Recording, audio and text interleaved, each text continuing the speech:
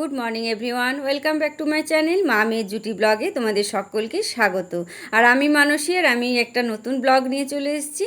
তো তোমরা দেখতে থাকো ব্লগটা, আশা করি তোমাদের ভালোই লাগবে। তো সকাল সকাল আমি জল চা দিয়ে দিনটা শুরু করলাম, তারপরে চলে গেলাম ব্রেকফাস্ট বানাতে। আর ব্রেকফাস্টে আজকে আছে সোয়াবিনের তরকারি আর রুটি, কেননা মেয়ে সারাদিন ইউনিভার্সিটিতে থাকবে, কিছু ভারী খাবার দিতে হবে, তাই জন্য মেয়ের জন্য সোয়াবিনের তরকারি, স্যালাড আর রুটি টিফিন বক্সে গুছিয়ে দিয়ে দিলাম। আর তার সাথে ওর বাবাকেও একই টিফিনেই দিয়ে দেবো। তো ওর বাবাকেও সয়াবিনের তরকারি আর রুটি দিয়ে দেবো। প্রচণ্ড গরম পড়েছে, গরমে একদম শরীর অস্থির করছে। আর যারা বাইরে কাজ করছে তাদের তো শরীর মানে একদম নাজেহাল হয়ে যাচ্ছে গরমে। কিন্তু কিচ্ছু করার নেই, কলেজ স্কুল তারপরে যে যার কাজের জায়গায় যেতেই হবে রোজ দিন। তাই জন্য সকাল সকাল উঠে আমি সমস্ত রেডি করে দিলাম, আর বাবা মেয়ে টিফিন রেডি হয়ে গেল। তারপরে মেয়ে রওনা দিয়ে দিল ইউনিভার্সিটিতে। আর আমার একটু যাওয়ার কথা ছিল বোনের বাড়ি, কিন্তু যাওয়াটা হলো না। যাব না আমি। আর এখানে একটা বারবন বিস্কুটের প্যাকেট নিয়ে এসেছিলো মেয়ের জন্য। আর মেয়ে তো এখন বারবন বিস্কুট খায় না, ছোটোবেলায় প্রচণ্ড খেত। তো যাই হোক, বিস্কুটের প্যাকেটটা বার করে আমি আর ওর বাবাই আজকে খেলাম। আর বোনের বাড়ি যাবো বলে ঠিক করেছিলাম, আর কেন যাওয়া হলো না এই দেখো, আজকে কলের জল একদম আসতে পড়ছে, ট্যাঙ্কে জলই উঠছে না। যাচ্ছে না, উঠছে না।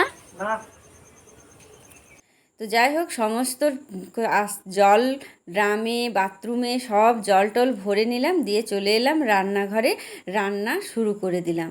বাবা আর মেয়ে তো বেরিয়ে গেছে, আর তো কোনো কাজ নেই। এবারে রান্নাটা করে বাইরের কলে সমস্ত কাজ শেষ করে তারপরে আমি স্নান পুজো করব। তো সেই জন্য আজকে রান্না করব হচ্ছে ডিমের ঝোল, আর এখানে উচ্ছে ভাজা করব একটু, আর আর কিছু করব না, বাস এটাই। আর মেয়ের জন্য একটু ডাল সেদ্ধ করে দেবো, কেননা মেয়ে তো এমনি ডাল খায় না, সেদ্ধ ডাল খায়, তাই জন্য। তো আমার এখানে দেখো ডিম আলুটা সেদ্ধ হয়েও গেল, আর আমি এখন ডিমের ঝোলটা বসিয়ে দেবো। আর পাতলা করে ডিমের ঝোলটা বানাবো, কেননা এত গরমের মধ্যে আর খাওয়ার তো লোকই নেই, অথচ আমাকে রান্নাটা ঠিক টাইম মতোই করতে হবে। কেননা মেয়েও আসবে না দুপুরবেলা, আর বাবার তো কোনো ঠিকই নেই যে কত বেলায় আসবে, তা জানি না।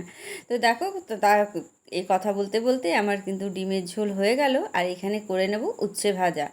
উচ্ছে না, এটা একটু করলার মতনই, বড় বড়টা আমরা করলা বলি, আর ছোটোগুলোকে উচ্ছে বলি। তো পেঁয়াজ দিয়ে উচ্ছে ভাজা করবো, দিয়ে স্নান টান করে এখানে পুজোটাও আমি করে নিলাম। তো পুজো করতে করতে দেখো বেলা 2টো বেজেই গেল। এদিকে এত কিছু রান্না করেছি, কিন্তু বাড়িতে খাওয়ার লোক নেই, এখনও হাজব্যান্ড আসেনি। আমার পুজো টুজো করে আমি বসে আছি। তারপরে এলো 4টের সময়, খাওয়া দাওয়া করতে করতে পুরাই 4:30। গুড ইভিনিং বন্ধুরা। তো এখন আমি যাচ্ছি একটু চোখের ডাক্তারের কাছে। চোখে খুব সমস্যা হচ্ছে, চোখের চশমাটা একদমই কাজ করছে না। তো সেই জন্য এখন যাচ্ছি চোখের ডাক্তারের কাছে। তো চলো যাই। হঠাৎ করে চোখের কীরকম একটা অসুবিধা হচ্ছিল, সেই জন্য আমি ভাবলাম না যাই, চোখের ডাক্তারকে দেখিয়ে আসি। আর এই চোখের পাওয়ারটা বেড়েছে কেন বলো তো, এত ফোন দেখতে হয়, দেখি না, অনেক ফোন ঘাঁটি, সেই জন্য। তো যাই হোক, আমি চলে গেলাম টোটো করে চোখের ডাক্তারের ওখানে, আর ওখানে আমার হাজব্যান্ড দাঁড়িয়েছিল। আর চলে এসেছি এই যে চোখের ডাক্তারের চেম্বারে। তো ওখানে ডাক্তারের চেম্বারে পেশেন্ট ছিল না, আমি একাই, তাড়াতাড়ি দেখানো হয়ে গেল। এখন আমি গেলাম চোখের ওষুধ নিতে, মানে চোখটা এতটাই খারাপ হয়েছে যে চোখে ড্রপ দিতে হবে। আর সেই রকম গরম, আর সেই রকম কাঁচরাপাড়ায় আজকে ভিড়, প্রচণ্ড ভিড়। যাই হোক, অনেকটা হেঁটে আসলাম তারপরে চশমার দোকানে। এবারে চশমা ওখানে পছন্দ করছি, মানে চশমার তো পছন্দ হচ্ছে না। তারপরে মেয়েকে একটু ভিডিও কল করলাম, করে তারপরে চশমার ফ্রেমগুলো পছন্দ করলাম। তো এখানে এই চশমার দোকানটা এসেছিলাম, আর আমরা এখান থেকে চশমা কিনে থাকি, খুব ভালো কালেকশন। তারপরে একটু ফুচকা খেয়ে নিলাম। আর গরমে একটু ফুচকা না খেলেও ভালো লাগছে না, আর গরমের মধ্যে ফুচকাটা হেভি টেস্ট লাগছিল। তো তারপরে আমি টোটো করে বাড়ি চলে এলাম, আর আমার হাজব্যান্ড দোকানে চলে গেল।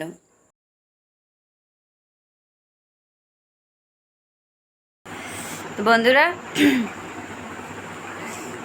এই মাত্র বাড়ি এলাম, জানো তো। আর কাছেপাড়ায় কি ভিড়, বাপরে বাপ, জানিস রিয়া, আজকে কাঁচরাপাড়ায় কি ভিড়, মানে এত, মানে গাড়ির পর গাড়ি, লোক, এত ভিড়,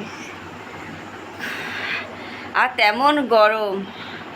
আর চশমার দোকানেও খুব ভিড়, এত চশমার দোকানে ভিড়, মানে অনেকক্ষণ দাঁড়িয়ে দাঁড়িয়ে, তবে ডাক্তারের কাছে ভিড় ছিল না, ডাক্তারের কাছে একদম যাওয়া মাত্র ডাক্তারবাবুকে পেয়ে গেছি, বেশি পেশেন্ট ছিল না।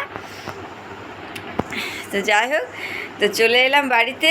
চশমাগুলো তোমরা সবাই দেখবে কেমন হয়েছে। মেয়েকে তো পরে পরে এখান থেকে দেখালাম, মেয়ে যেটা মানে বললো, ভিডিও কল করেছিলাম, তো রিয়াকে যেটাই বললাম সেটাই ও পছন্দ করে দিয়ে দিলাম বানাতে। এবার চশমাটা আসলে পরলে তোমাদের কেমন লাগে অবশ্যই জানিও।